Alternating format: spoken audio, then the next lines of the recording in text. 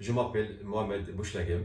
Je suis le président et l'un des fondateurs de l'association internationale Human Rescue, qui a été créée en juillet 2019. International Human Rescue est une association qui a pour but de sauver des vies, et de secourir les personnes malades et dans le besoin. Nous nous spécialisons dans les aides et l'accompagnement médical à des personnes les plus démunies, et ainsi ceux dont les soins sont inaccessibles. C'est-à-dire, nous prenons en charge un patient pour ses démarches administratives et financières.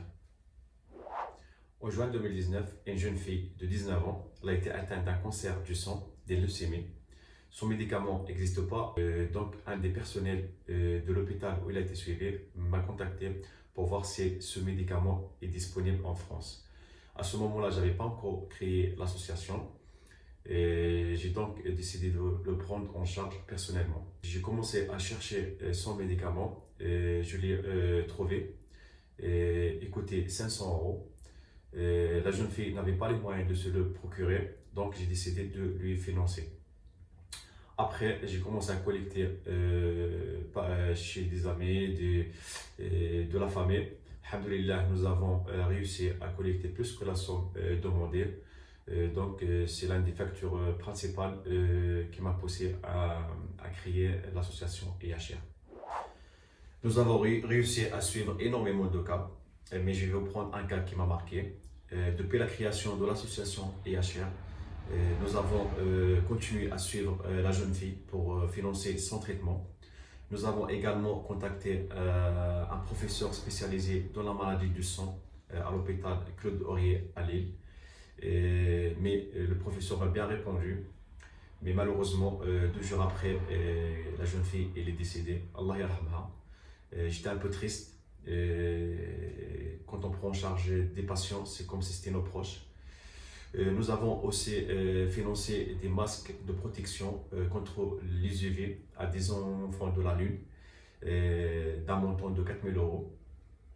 Ainsi, nous avons aussi participé à l'opération auditive d'un enfant de 5 ans pour qu'il puisse entendre à nouveau. Le montant de l'opération a coûté 8 000 euros au total avec la participation de l'association EHR et des donateurs localement. Et cet enfant continue toujours à faire sa rééducation pour pouvoir apprendre les mots. Cette rééducation est financée par l'association EHR. Effectivement, nous suivons plusieurs dossiers actuellement. Nous finançons des soins à plusieurs patients chaque mois et pour certains, c'est chaque semaine. Nous avons ces 3 dossiers à prendre en charge prochainement. Une femme de 41 ans qui doit faire une opération pour sauver son œil droit. Le montant de l'opération est estimé à hauteur de 3 000 euros.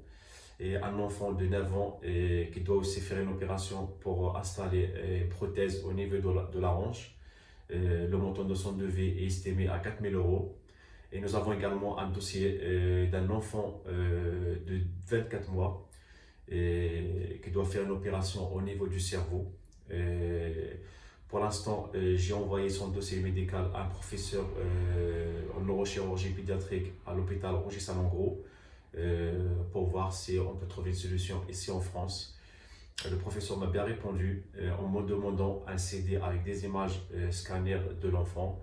Le CD a été bien transféré aussi au professeur et maintenant nous attendons une réponse de la part du professeur.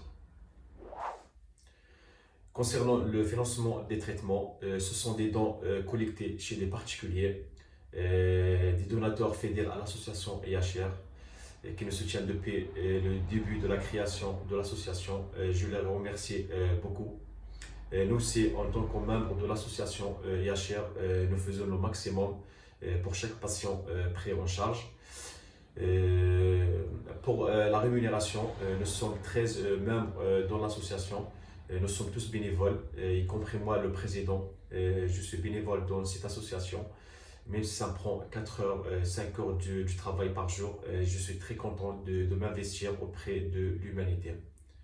Mon but aujourd'hui, c'est de développer cette association et d'aider un maximum de personnes. Concernant les expéditions des médicaments ou du matériel médical. Quand c'est du matériel, c'est plus pratique, c'est par transporteur routier. Concernant les médicaments, c'est un peu plus difficile.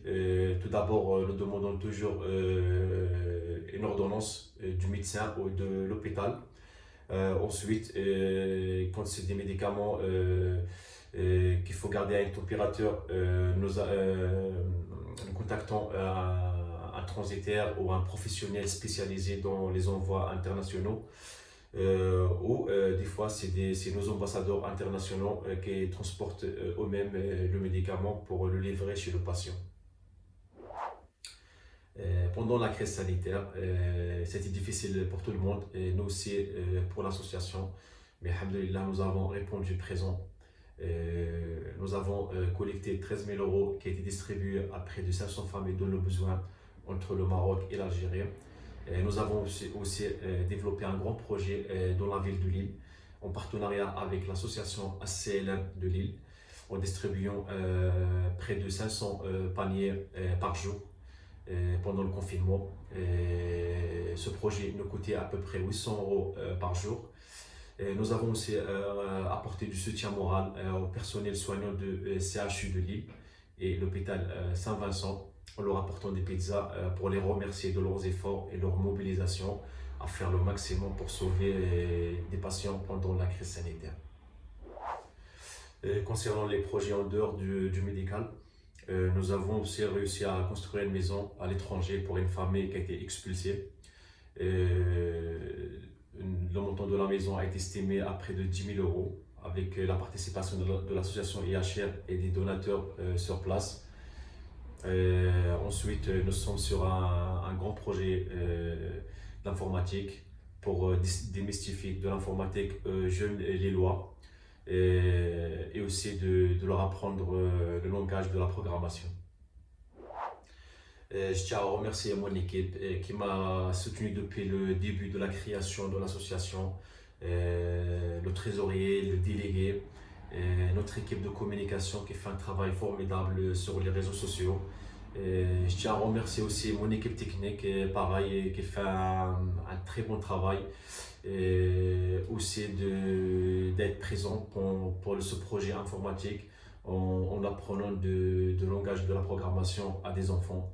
Et je remercie aussi tous nos donateurs qui nous soutiennent depuis le début, et nos consultants, nos ambassadeurs internationaux.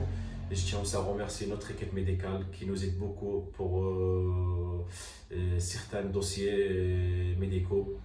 Et voilà, merci à tous et à bientôt.